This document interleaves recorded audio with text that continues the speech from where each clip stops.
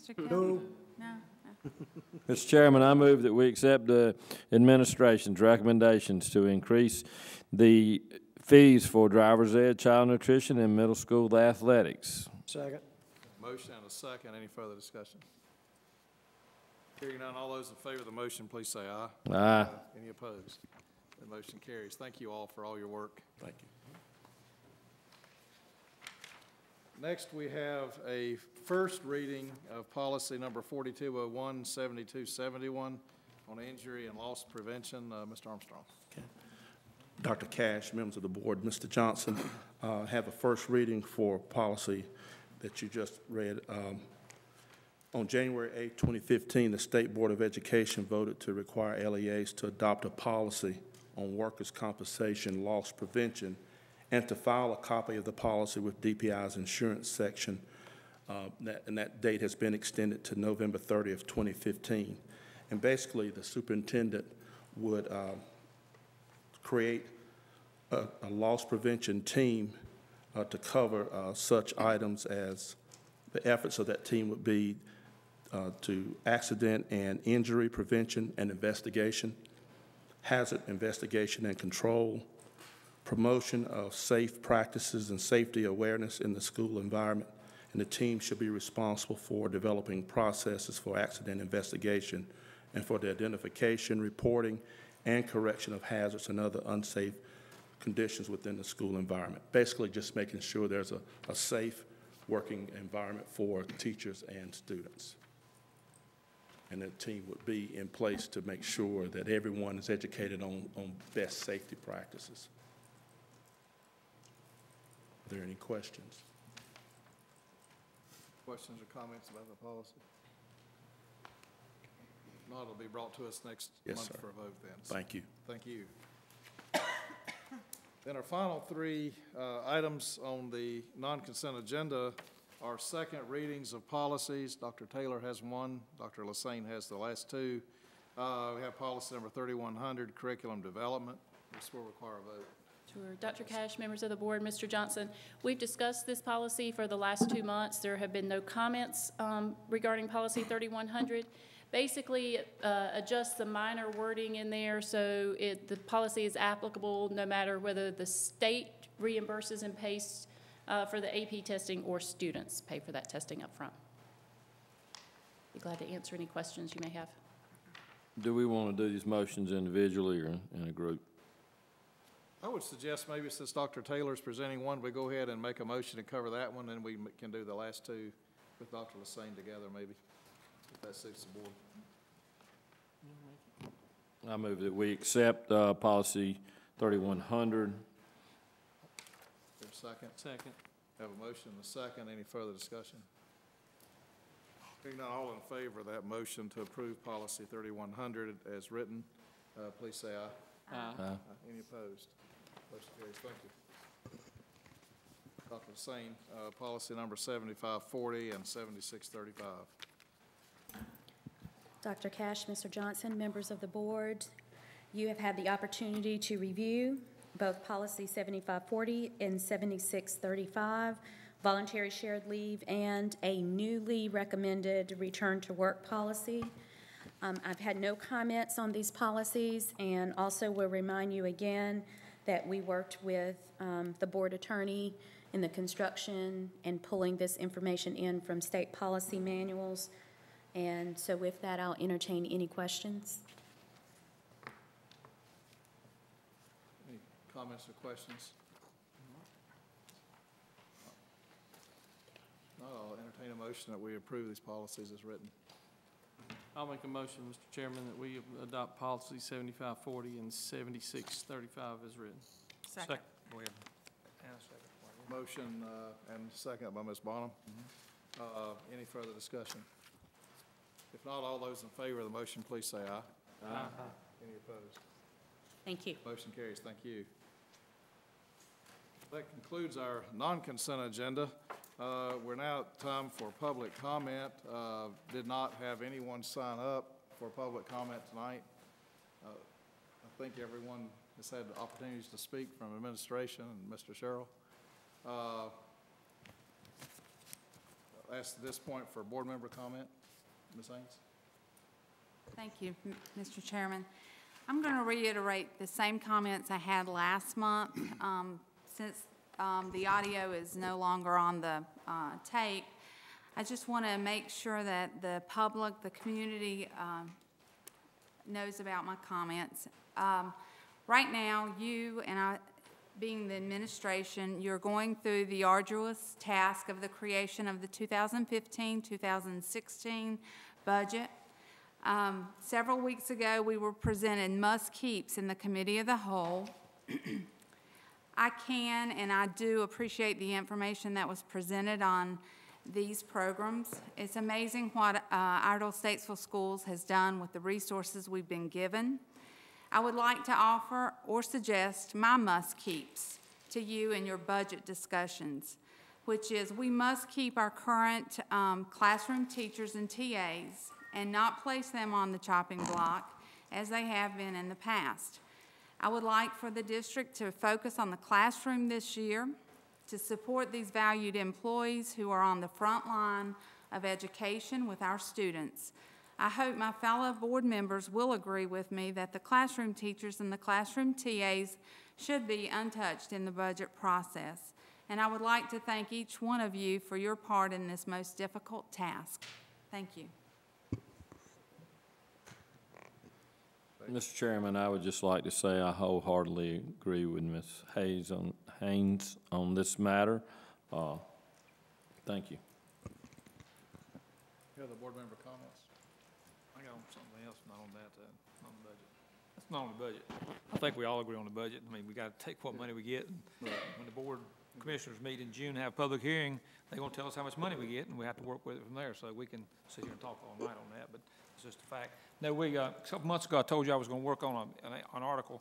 The high schools and middle schools all have to have the AED in their schools because of athletics, and this is what I'm working on. I just wanted to bring y'all a box and show you. The county just voted and bought 15 of these on a group purchase, and I have the one beat that they used, and I've also just gave it to Melissa tonight. I'm going to tweak it. If it gets any cheaper, we'll work with that. But this is what we're trying to get for the 17 elementary schools, and the other, I think there's 7 other facilities don't have the AEDs. And are y'all familiar with these? I just wanted y'all to sort of see what they were and know what we're doing. I carried it in. Somebody thought I had my pacemaker with me or something. But they're very, if you see them, if you go downstairs when you leave, this whole item will be about $1,300 is what the county bid on theirs. And if we can get them cheaper, we will, but we're working with one beat right now. And it's the whole cabinet. It's the refills, the cabinets downstairs. You'll see the AED monitor, but we need them in our elementary schools now. As of right now, I have 6 people who are willing to sponsor to help us refurbish what we spend to buy them. And I think Mr. Page has one automotive person. So if you got any school in your district, I mean, we represent all the schools and all the 43 facilities. But if you've got anybody specifically in your district that wants to target and be a sponsor for one of these, just step up and we'll work with that. And I'm working, thanks Melissa for helping me walk through this. It's a little different with the county when I did it with the county, so we're walking through with her. So thank you, Melissa. And we're moving on to get one in every facility we got. And I think just an added point to that, there was just on the news last week, where a staff member was actually saved and resuscitated with one of those devices. Just last week, yeah. 2 teachers in Cabarrus County, maybe a Concord. Okay, I just wanted y'all to see what one of them looked like. We certainly appreciate your efforts on making this happen. Well, thank you. Now comes time in our meeting for the superintendent's comments. Before I recognize Mr. Johnson, I'd like to use Chairman's prerogative to make a comment that I will say as my personal comment, but I hope it reflects the impression of the entire board. And I don't want to usurp his comments, but I have a feeling he may reference our meeting yesterday in our work session and our legislative update. And I know one part that he will not comment on regarding that meeting would be his efforts to make that happen. But I wanted to say publicly before he speaks that I heard from several members of that legislative forum that met with us yesterday how much they appreciated the opportunity to come talk with us and have a meeting where all the leadership was asked to be present, and we had a wide range of representation there. I think several of those members said it was the first time, and over 40 years, and maybe the first time ever, that many members of our county leadership and state leadership were present in one location for one forum. I heard several comments made that it was a very humbling experience to be sitting in the presence of that much leadership at one time, especially in an old school building where we were talking about education of our students. I also heard said many times by many of those members that if educating our children does not bring us all together, that there's probably no other reason for leadership to get together, if not for our children. So I also heard many times over, and I wanted to express tonight appreciation in recognition of Brady Johnson and his efforts at leading our school district, but especially his efforts in putting together that forum yesterday, and his ability to lead the discussion in a way that was very healthy and beneficial and involved everyone, and gave everyone opportunities to participate. So I want to personally thank you for all those efforts, and also, as I say that, it implies thank yous to all members of the leadership and administrative team that helped put that together. I have a feeling our PR department especially probably played a role in making those invitation calls. But however it happened, I wanted you to know that I have had probably more comments in the last 24 hours about that than I have any other item that's come up before us in quite a long time. Let me add to that too. In separating the two items and putting together that meeting was a tremendous effort on your part and somebody's part to get all those people in that room at one time. I felt honored to be there with that many people in leadership positions. That being said is what David, that's his name, Dr. Cash. That fella, you know, what they say at football games, what he said. Then I want to go further in reference to the way Mr. Johnson conducted the meeting.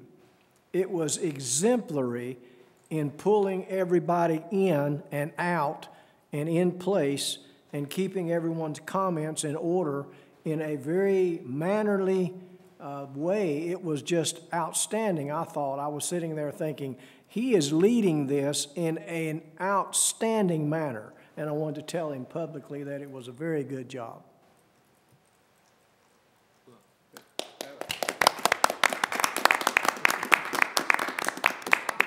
I really appreciate that. I wasn't expecting that.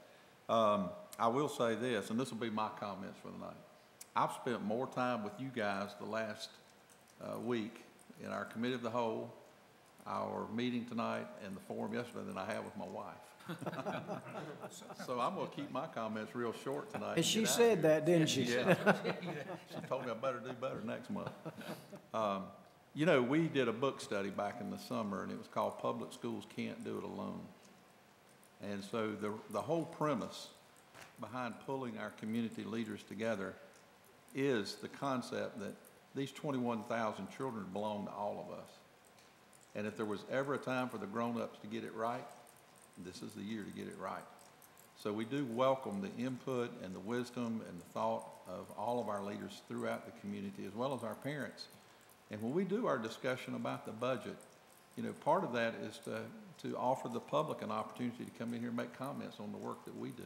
Because we do need to listen to the teachers and the TAs and the custodians and the moms and the dads about their thoughts about our budget too. So I think if we can continue this spirit of harmony and the collective wisdom that a body like this brings, I think we can address the challenges that lay before us.